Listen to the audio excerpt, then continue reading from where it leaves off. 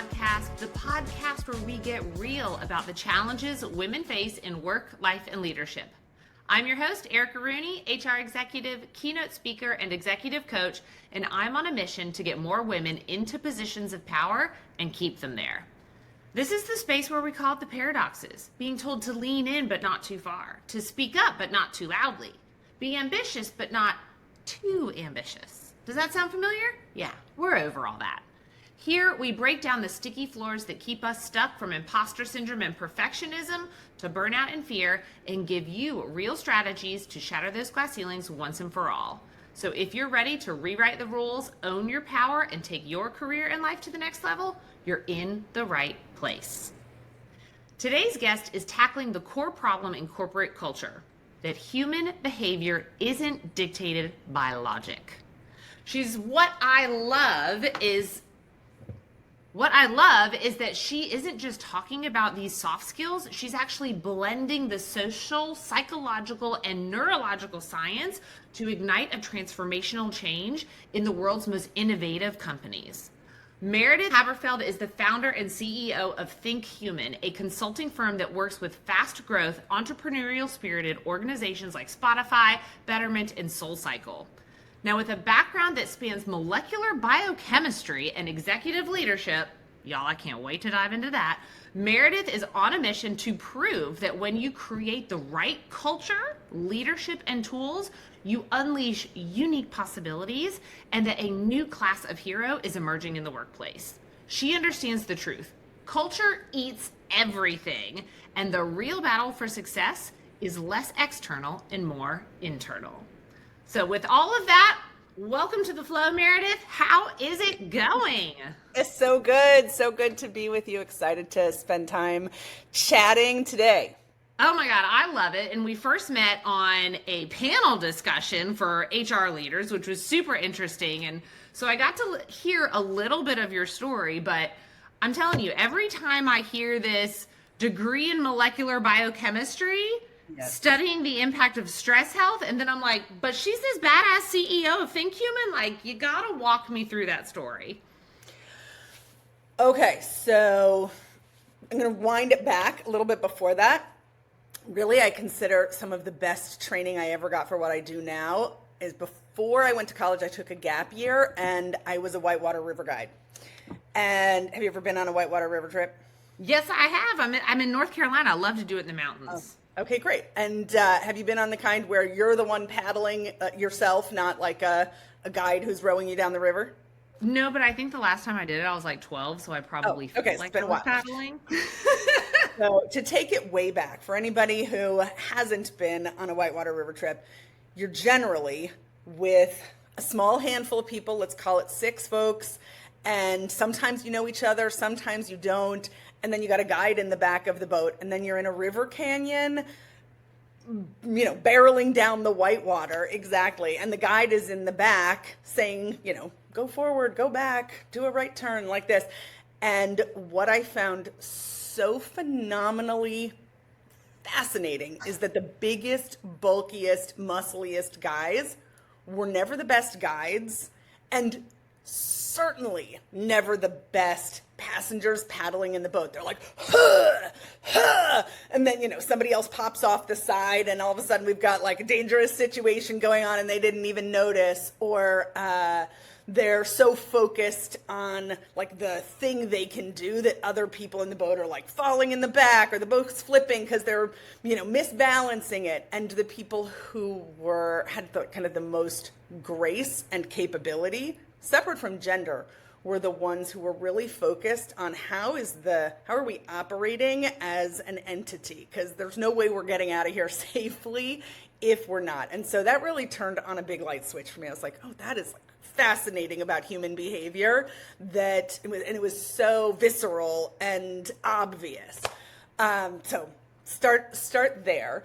And finish my little gap year, and there are lots more things that I could say about insights I had at that time, because I was like a lot of things popping off. But going to college, I thought I was going to do something like maybe environmental. I was a big hippie, and then got into science classes And the ones that really kicked my butt, the first one that just like really floored me, like humbled to my knees, was chemistry. I started in it and quit. I was like, I can't do it. These kids know everything. I know nothing. They did AP science classes when they were in high school. I was like not that kid at all. So I quit. Next year I was like, okay, I can't quit again. So I'm going to have to work harder than any other class. Like I'm really going to have to put my whole heart into it. And once I did, I mean, I don't know. Have you ever had the experience, Erica, where you like really dedicated yourself to something, like threw yourself at it, whether it was something you wanted to do or not? And then Yes. when you, what's an experience of yours like that? Just so I don't feel like I'm babbling over here by myself. No, I mean, I'll say, like, I don't consider myself a techie person, Yep. but I learned how to build my own website and I figured out how to code, and now I'm all up in AI. And it's such an Yep. interesting perspective because I still identify as someone who's not a techie person, but objectively, I can see I'm doing a lot of techie shit. Yeah. And what was the impact on you? Sorry to be asking you questions now, but what was No, I'm loving this. what was the impact on you of like really throwing yourself at something that was not necessarily the thing that you were, already considering yourself a genius at? Yeah, I think I was surprised that I could get it done. Like I was genuinely surprised, definitely felt very proud, like this internal pride system of like, holy shit, I actually did that without having to pay somebody, without asking anyone to help. Yeah, I think, and just a little bit flabbergasted that I could actually do it. So basically all that is how I felt at the end of chemistry. I was like, dang, like I may not ever be the biggest chemistry genius, but that was so exciting. Like, I can't believe I did really well. I feel really proud. And now I'm like extra interested in it too. Like it turned on a bunch of things for me. I was like, oh my God, not only can I do this, but because I was throwing so much effort at it, it grew in like it developed an excitement and an enthusiasm. I was like, all right, I got to take another step at this. And so then took organic chemistry. And once again, I was like, oh my God. In the basement of the chemistry building with tears coming down my face in the middle of the night, trying to get my brain to be able to, you have to be able to see molecules in three-dimensional shapes to see like how it folds, and then you can know, how it behaves. I was like, my brain just won't do this. It just won't. But I kept like, go for it, go for it, go for it. And I mean, we've all had that experience of, in different parts of our life where we're like, I can't, but we just keep going. And then all of a sudden I was like, okay, I can. So that was my entry into biochemistry, and ended up having some professors at that time who were also such hard asses, like not nice, super high expectations, not lovey-dovey. And it kind of shaped also my experience of like, all right, I gotta really give something more and extra to be able to do this. And along that journey, the outcome was I was like, okay, this is fascinating. There are amazing things happening that I like in the world of biochemistry that I never even, like my whole world got different from like the macro world is what was fascinating to me, to all of a sudden like, oh man, there are things happening in our brains that are dictating everything, like why I think I like this, why I feel good at this, there is just a chemistry experiment going on in here for all of us all the time. So that was my entry point, and then I got to do some super interesting research, as you mentioned, on the impact of stress hormones on the immune system. And to fast forward, where I ultimately got to after publishing research and doing a lot of really interesting work, because I was like, okay, I really can't spend my life sitting in a fluorescently lit, it's called a hood, where the air gets sucked out like a vacuum from where you're sitting. And I was like, that's just not for me. Power to the people that it is, because they're doing amazing, amazing work. Thank you very much for doing it. But I was like, I can't, it's not for me. So I had to figure out how to take my love for how human beings work and find a new home for that. And thus Think Human was born. Yeah, there were some things along the way, but yes, that's Think It Human. didn't happen just like that. So, talk to me about Think Human. I've looked into it, but for someone who's like, what is it? What do they do? Give them that high level overview so they can kind of follow that red thread. Great. Think Human is a leadership development company that works with, you mentioned a bunch of companies that we work with, but we do a couple of things. One is leadership development programs that are a group of people over time within a company. So like we do a 6-month senior manager development program for some companies. We do a year-long VP development program for other companies. We have some smaller programs too, but cohort-based leadership development where you're really getting to do that both horizontal growth where you're growing in terms of what you can make happen and vertical growth where you are really looking inside and figuring out where there are blockers and removing them so you are kind of expanding as a human being in ways you will take with you, we take you with us wherever we go. So cohort-based leadership development on one side, and then on the other, executive coaching for senior leaders. So that's either one-on-one individual coaching or team coaching of whole executive teams or functional teams. So I love the idea so much of the cohorts of the leadership teams, and I actually got the opportunity to do something like that in a similar role. It's a fascinating way to be able to network and grow with your team. And, if you want to talk about a company that really puts its money where its mouth is when it comes to leadership development, I have found those types of programs to be incredibly helpful. But as have I. Some of the biggest growth in my own life came from things like that, which is why I was like, all right, that's talking to me. Yeah, that's where it's at, right?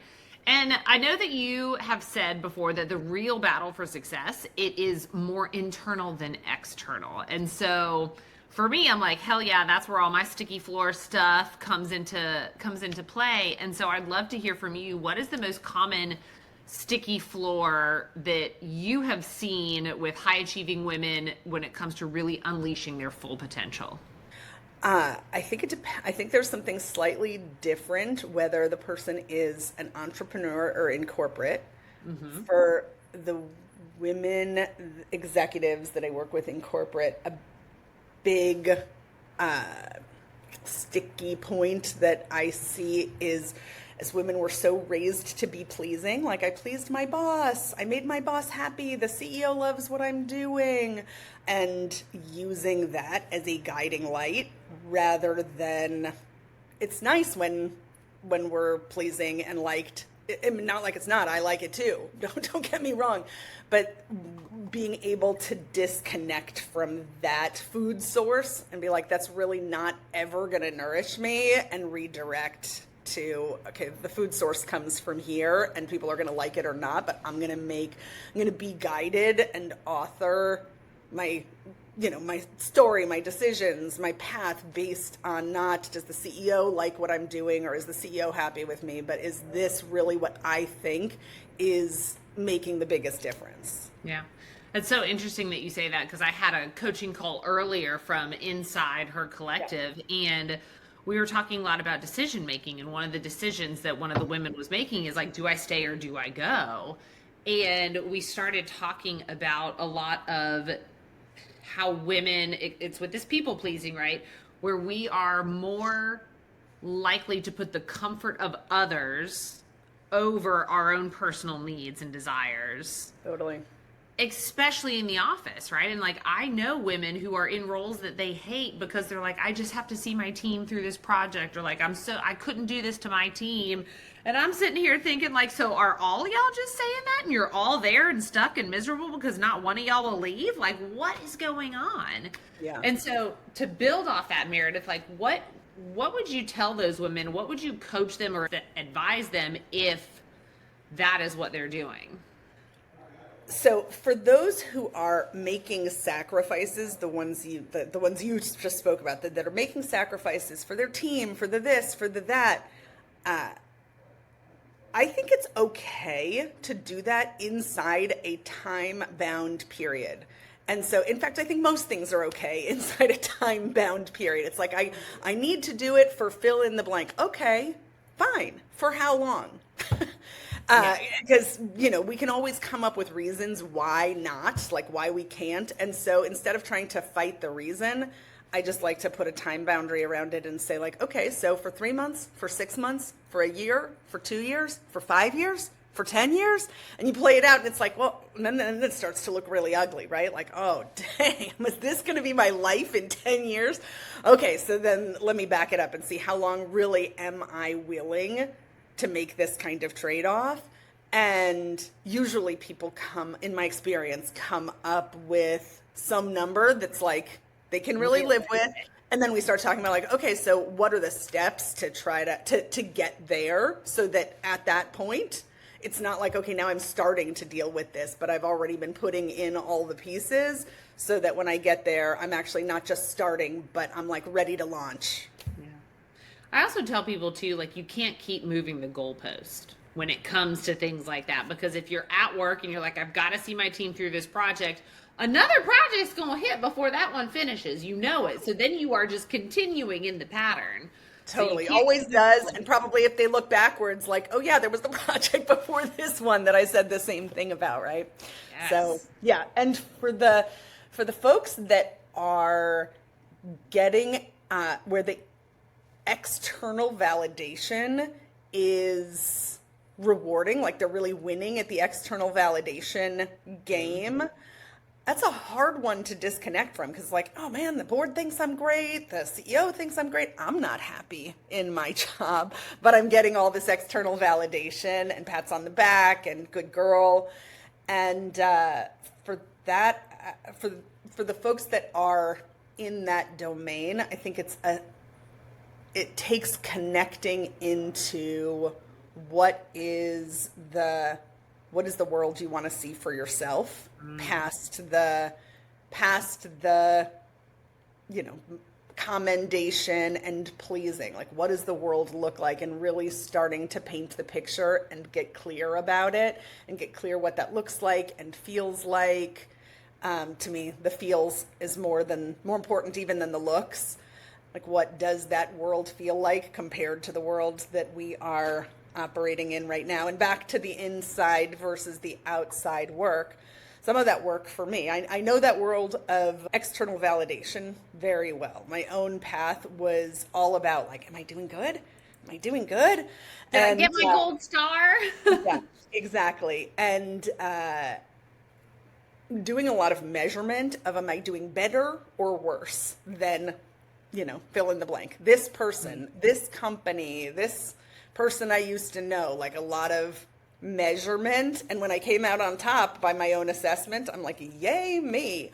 And then when I didn't, it was like, that feels terrible. And being in relationship to that part of myself, like, oh man, I am really, I get a lot of juice out of measuring myself and in that way. And it can drive me, but it's not that fulfilling. Like it's not that fulfilling. Like, it's not a hearty meal. When it's good, it's not a hearty meal. And when it's bad, it's definitely not a hearty meal. Yeah. No, I love that you said that, because as I wrote down external validation, and then right under that I wrote should. And then you started talking about what is that world that you want for yourself. And that is the pause and the breath and the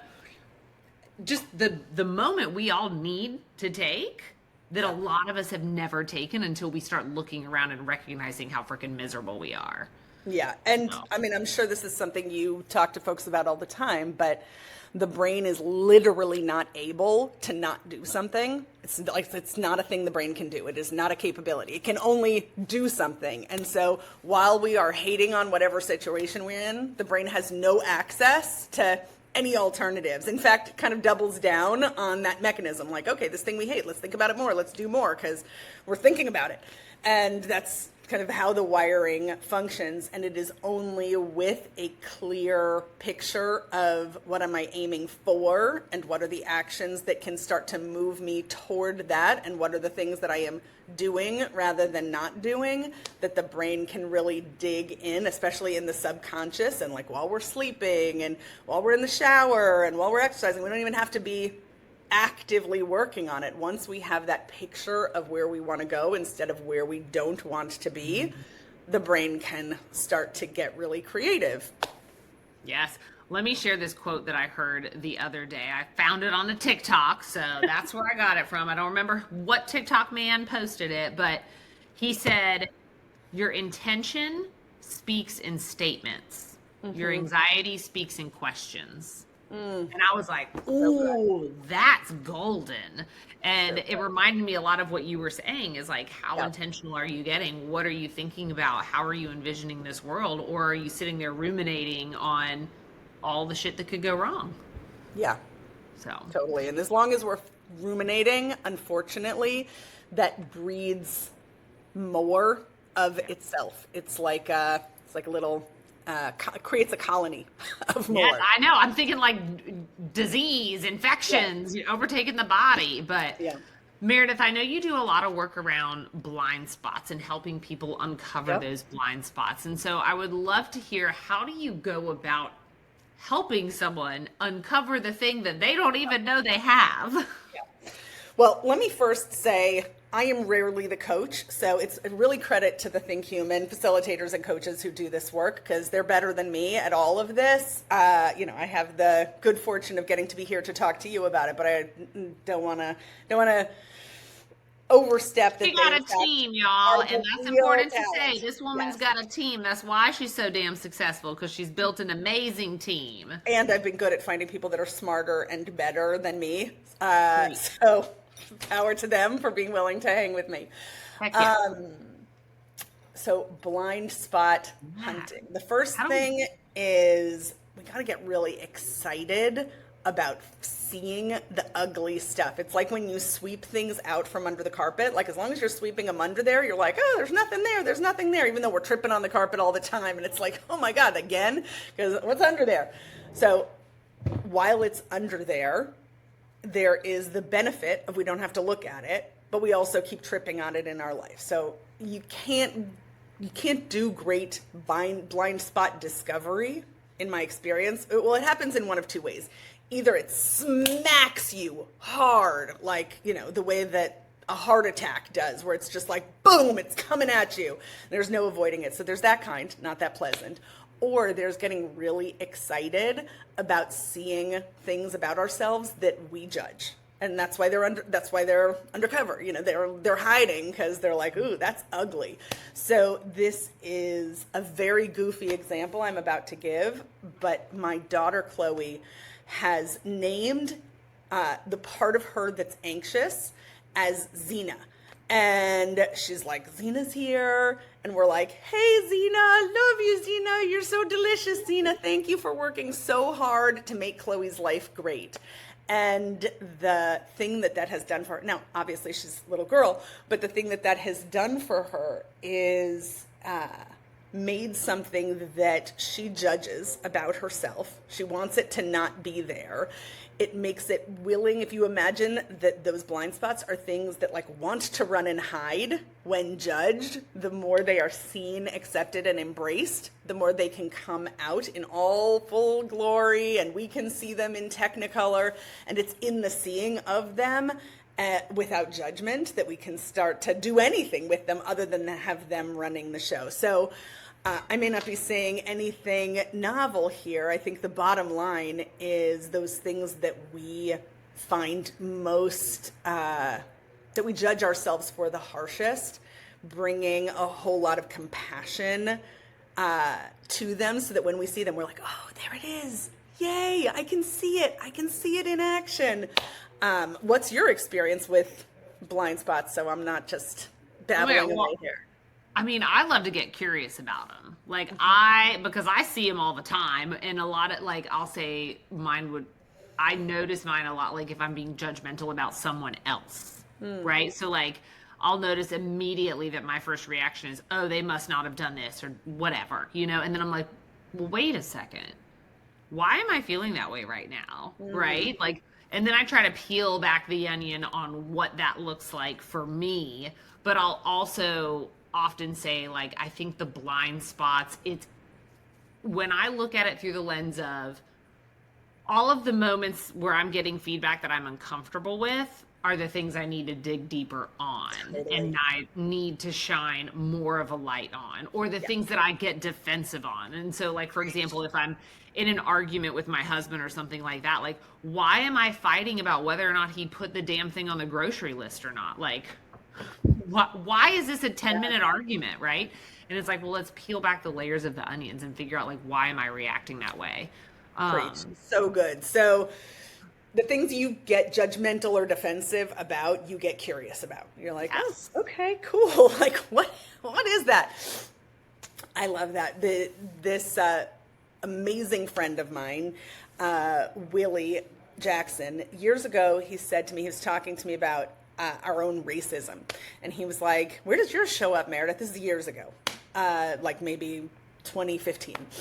And I was like, I don't know. I'm not really sure. And he's like, come on, girl. We all got it. He's my age, maybe a little younger, but like a peer of mine, black man. He was very like, come on, Meredith, like cut your crap. Like, I'll tell you about mine. You tell me about yours. I was like, I'm really not sure. And he was like, all right, I'll tell you what, you go hunting and you get excited when you see it and you call me and you share with me about it when you do.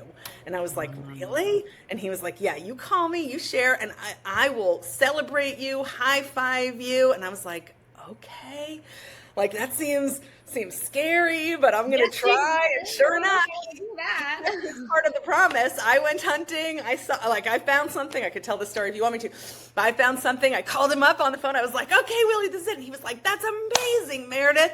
So good. And I was like, wow. That little gremlin like was willing to come out and be seen when I was willing to get to your point curious and like even for me enthusiastic about like I'm gonna see it and I'm not gonna judge it, I'm not gonna make it wrong, I'm just gonna like see it in all its glory because then once it's out I can start to work with it and play with it and not like feel bad that something exists about me that needs to grow. Well, it's like all these things that we always say, you don't talk about that, and it's like, oh, we don't talk about that. Okay. And then we don't talk about it, but then it just festers underneath the surface forever, for your whole life. Running the show from behind. Yes. Yeah. So that is fascinating. I love that. I'm going to go hunting for that too. I love that. I also know too that a lot of the leadership coaching that happens within Think Human really pushes people to be more proficient at operating outside of their comfort zone, right? Which is, it's where I love to dabble just outside, little bouts of discomfort. But scientifically speaking, how can we use our understanding of the brain and stress hormones to make taking courageous leadership risks feel less scary? Love this question. Okay, so I'm going to go a little nerd fest here for a minute. Nerd out on me, girl. Nerd out. A cellular process called apoptosis. And what that process is a very healthy process where cells automatically tell themselves to shut down. Okay, they're like, something's wrong here. We got to close this house down.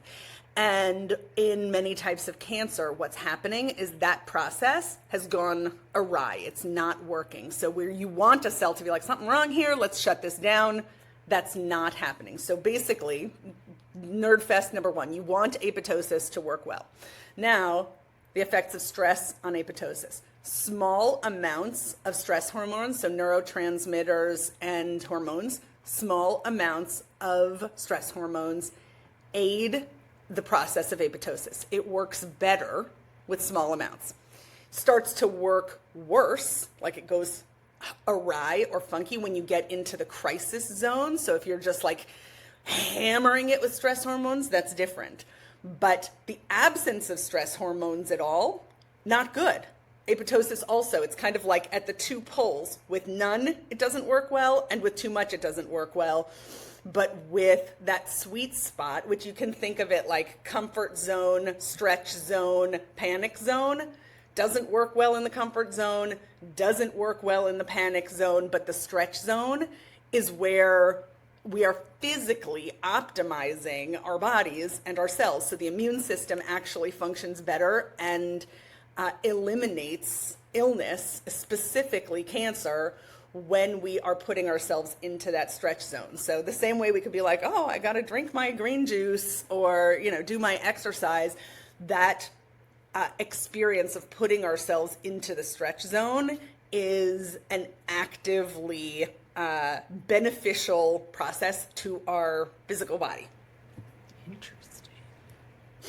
So I'm like, oh, you are nerding out, and I love it. Oh my gosh. I don't even know where to go with that next, but I'm a big fan. Like I Yeah. always say, go right outside that comfort zone because every single time it expands just a tiny little bit. You don't have to take these big, massive, Yeah.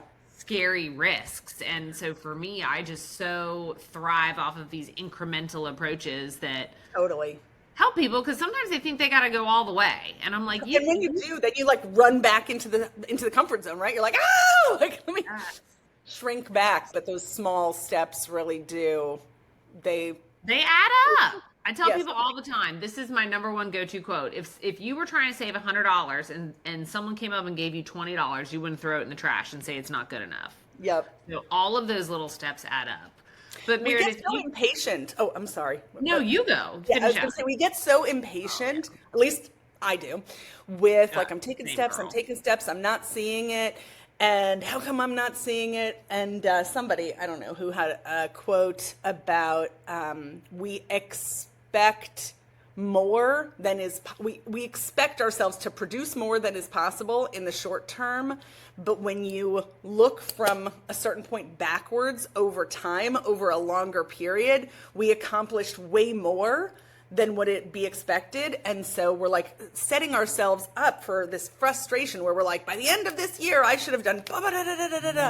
Instead of like, no, let me just like set the goal way out there and then just Yeah. right? It makes me think about that.